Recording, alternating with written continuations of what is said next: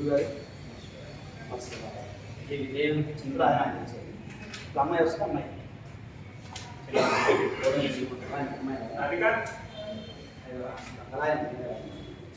జాగ్రత్త ఇలా కలిసిందని నేర్పించారు. గురుగారు ఎంతో ఆయన ఆశీర్వాదం ఆశీర్వాదం ఎలా ఉంటుందో మనకి ఆయన గురుగారు కూడా మూడు ఒకటే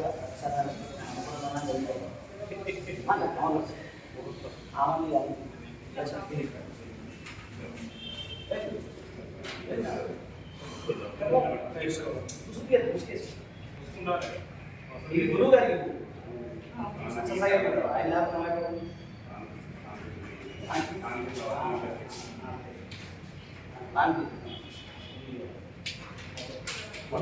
గురుగారికి చేస్తున్నారు. అది నాన్న గురుగారికి ఇచ్చారు. ఇది గురుగారికి మనకి సక్సెస్ గురుగారు అప్పటి కొట్టండి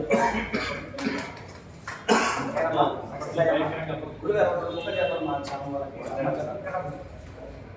కొంచెం ముందుగా ఓకేనా మిత్రులందరికీ నేను మీ శివరుద్ర సాగు. ఈరోజు మేము ఎల్లూరి శ్రీనివాసుకు సంబంధించిన మొదటి కాగితాన్ని మహిళా రక్షక నిలయం దగ్గరికి వచ్చి అడ్వకేట్ గారు ఆజాద్ గారితో పాటు అందరం వచ్చాము ధర్మరక్షణలో. ఈ అమ్మ ఇంకా ముందుకు రావాల్సిన అవసరం ఎంతో ఉంది.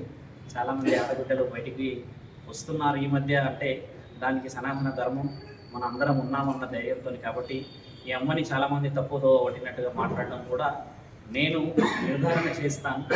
ఈ అమ్మ నిన్న వచ్చింది, కొంచెం భయభ్రాంతులకు గురైంది. తర్వాత ఎల్లూరి శ్రీనివాస్ ఏం చేసుకున్నాడు, రుజువులు లేవు, ఈ పెళ్లి చెల్లదు అని చెప్పి అతి ఉత్సాహం చేశాడు. ఎల్లూరి శ్రీనివాస్కి నేను చెప్తున్నది ఏంటంటే, నీవు చేసుకున్న పెళ్లిలో న్యాయం ధర్మం ఎంతుందో ఆ పరమాత్ముడికి తెలుసు, నీకు తెలుసు. త్వరలోనే ఈ ఆడబిడ్డ జరగబోయే న్యాయంలో అక్కడున్న వర్షినికి కూడా న్యాయం జరుగుతుంది. దాని ద్వారా వాళ్ళు కూడా ఇప్పుడు లోపల మాట్లాడుతున్నారు మహిళా కమిషనర్ గారితో. ఈ అమ్మ బయటకు వచ్చింది, ఎంతో ఆనందంగా పోవాల్సిన విషయం అనుకుంటున్నాను నేను. ఎందుకంటే సంవత్సరంన్నర నుంచి ఎల్లూరి శ్రీనివాస్ గురించి ఎన్నో పోరాటాలు చేస్తూ ఎన్నో విషయాలు అడ్డుకుంటూ వచ్చాము. నిన్న వర్షిని మెడలో తాళి లేదు అంటే సాయంత్రానికి తాళి కట్టాడు.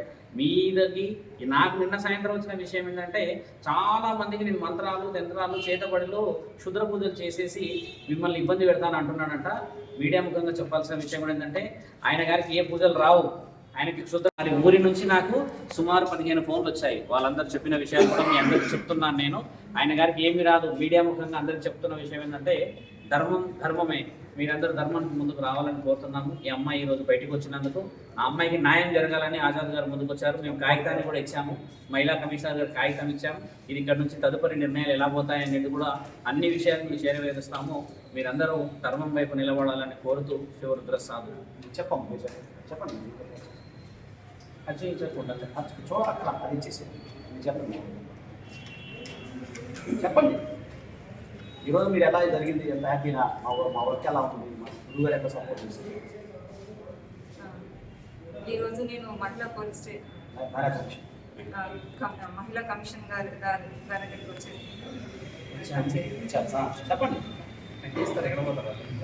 ఈరోజు నేను మహిళా కమిషన్ గారి దగ్గరికి వచ్చి నేను కంప్లైంట్ ఇవ్వడం జరిగింది. దానికి నేనైతే సంతోషిస్తున్నాను. అంటే నాకు సపోర్ట్గా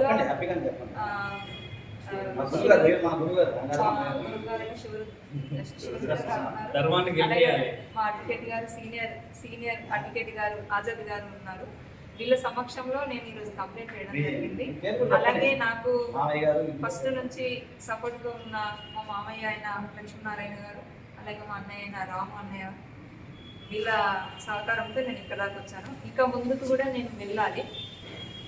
అంతేకాదు ఎల్లూరి శ్రీనివాస్ ఇంకా ఎంతమంది, ఆయన వల్ల ఎంతమంది అమ్మాయిలు మోసపోయారో తెలియదు.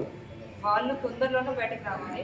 కనీసం కాంటాక్ట్ ద్వారా మెసేజ్ ద్వారా వాళ్ళు బయటకు రావాలని కోరుకుంటున్నాను. అలాగే ఈ వర్షిని కూడా తను చేసే తప్పేంటో తెలుసుకొని తన వాళ్ళ దగ్గరికి రావాలని మనస్ఫూర్తిగా కోరుకుంటున్నాను. ఇంకొకటి ఏంటంటే,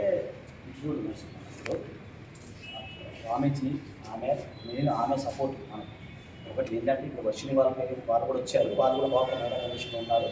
తద్వారా స్వామీజీ గారు ఆశీస్సు అక్కడ కూడా మేము కంప్లైంట్ చేస్తున్నాం. అంటే స్వామీజీ అందరం చేస్తున్నాము, కలిసికట్టుగా ఉంటున్నాము.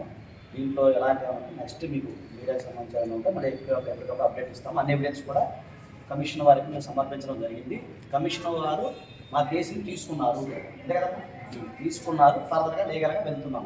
సో మనం సక్సెస్ సాధించే సక్సెస్ నమశివాయ ధర్మం ఖచ్చితంగా గెలుస్తుంది. ఖచ్చితంగా అతి లోబడి